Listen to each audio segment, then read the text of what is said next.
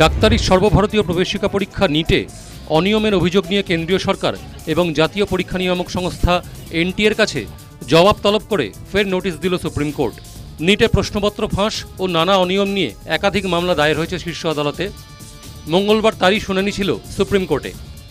মামলার শুনানিতে সুপ্রিম কোর্টের পর্যবেক্ষণ, যদি 0.0001% গাফিলতিও কারো কোনো অংশে হয়ে থাকে তবে তা সবিস্তারে দেখা উচিত।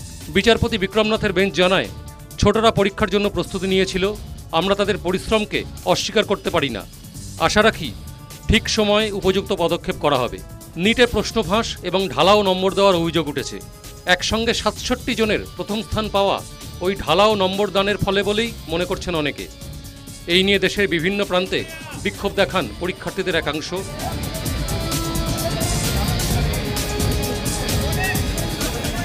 সরব হয় বিরোধী দলগুলিও।